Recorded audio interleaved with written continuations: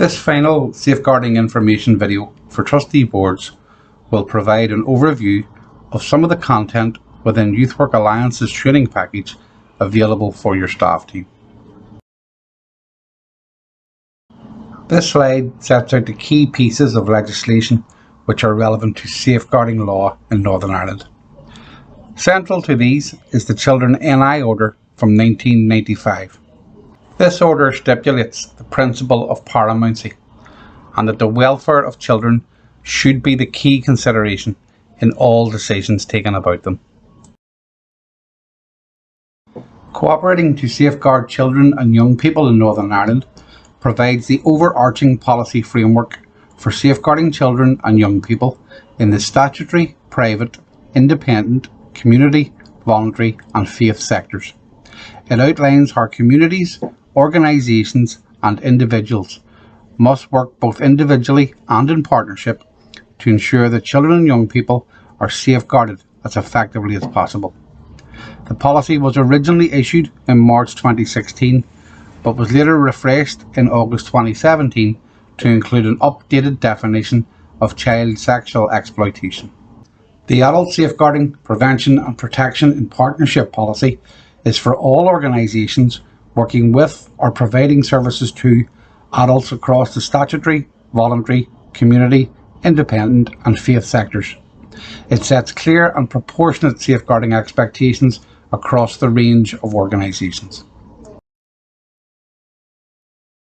There are two key aspects of safeguarding. The first is how effective your organisation is in ensuring that children and young people are safe.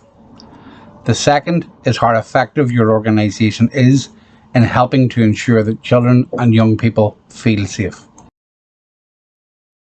The following slides will outline definitions of the various types of abuse.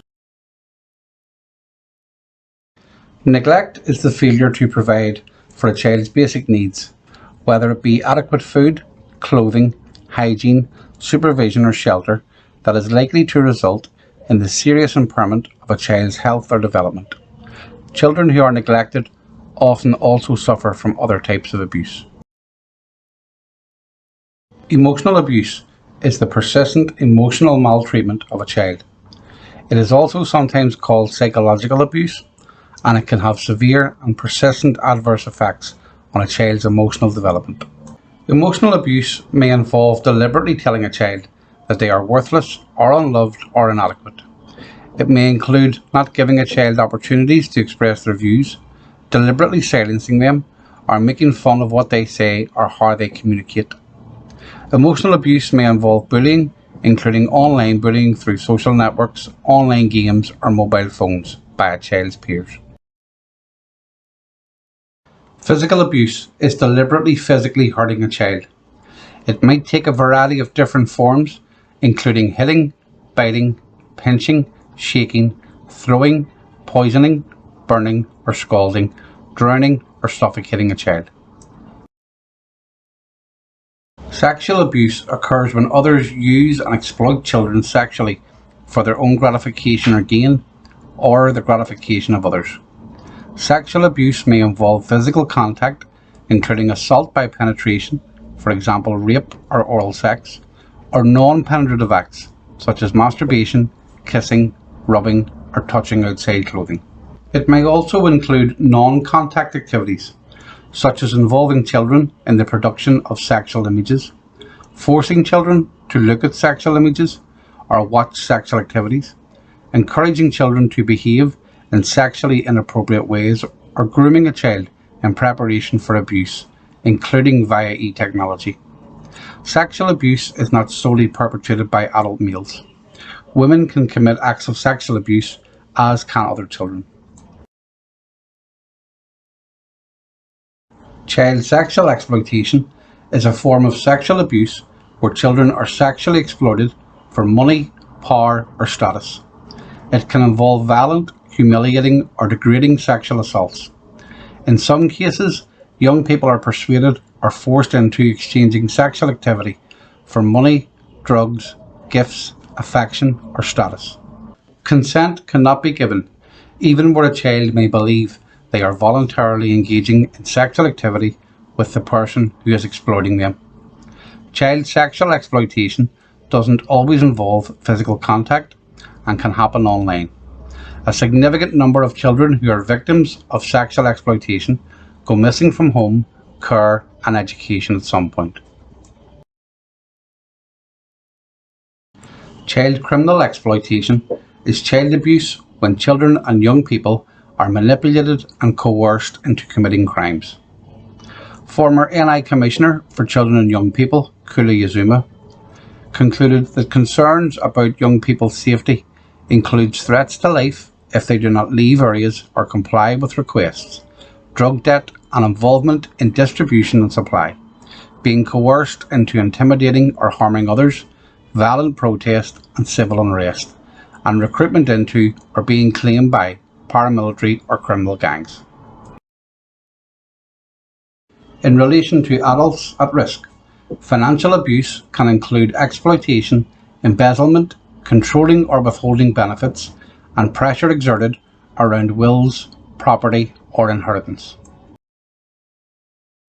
Also, in relation to adults at risk, institutional abuse can include poor practice and behaviours by staff and volunteers, inflexible regimes and rigid routines, lack of leadership and supervision, and lack of training of staff and volunteers. Domestic violence and abuse is threatening, controlling, coercive behaviour, violence or abuse that could be psychological, virtual, physical, verbal, sexual, financial or emotional, inflicted on anyone, irrespective of age, ethnicity, religion, gender, gender identity, sexual orientation or any form of disability, by a current or former intimate partner or family member. Female genital mutilation involves procedures that include the partial or total removal of the external female genital organs for cultural or other non-therapeutic reasons. The practice is medically unnecessary, extremely painful, and has serious health consequences, both at the time when the mutilation is carried out and in later life. As part of Youth Work Alliance's training package for your staff and volunteers, we outline the following procedures and protocols within your organisation. Should a staff member or volunteer have a disclosure made to them, they should stay calm, listen to what is being said, accept what is being said, reassure the young person, make a written record, and then report to their designated youth worker, deputy designated youth worker, or designated trustee. They should then record who they passed their report to. They should never panic or promise to keep secrets, ask leading questions, make the young person repeat the story unnecessarily, delay in reporting the matter, or begin to investigate. A member of staff or volunteer in your organisation who is making a safeguarding recording should log their personal details, the date and time that they became aware of any concerns, details of the disclosure made to them, or indicators that abuse is taking place, or concerns that have been expressed to them by another person. The staff member or volunteer should detail any immediate action taken.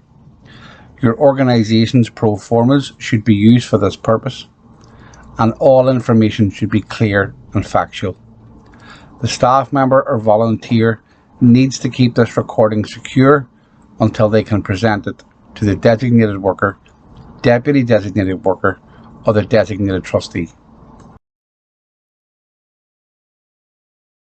The guidance for staff members and volunteers in your organisation when they are reporting a concern is that they record the facts on the reporting template form. They inform the designated youth worker or deputy designated youth worker that the designated youth worker or their deputy may seek advice from social services or the PSNI. The designated youth worker or deputy designated youth worker will refer to Gateway or the central referral unit. then the designated youth worker will pass the records relating to the incident to the designated trustee or chairperson. If the allegation is about a co-worker, then the member of staff or volunteer needs to record the facts of the allegation. They need to inform the designated youth worker or the designated trustee, who will then discuss the matter with social services or the PSNI. Your trustee board will establish a lead person. This lead person is supported by the designated worker or the designated trustee, and human resources support is available from Youth Work Alliance. The actions required may be a possible social services or PSNI referral and the possible suspension of the staff member. Even if no further action under child protection is warranted, disciplinary procedures may be initiated by your organisation. All new staff and volunteers in your organisation are expected to complete an Access NI check. As your identified regional headquarter body, Youth Work Alliance are able to process Access NI checks on your behalf. As best practice, your organisation should have an induction programme for all new staff and volunteers. This should set out what is expected in terms of adherence to the staff code of practice and behaviour. It should also set out who the designated youth worker and deputy designated youth workers are. It should name the trustee designate. It should set the limits of confidentiality in relation to child protection. This induction programme should also set out the content of all relevant policies and procedures relating to safeguarding and protection. It is the responsibility of the senior youth worker to ensure new staff and volunteers are inducted and sign the relevant sections of the organisation's induction pack. A wide range of support services for your trustee board or management committee is available by emailing Claire O'Hare on claire.o'hare@youthworkalliance.com.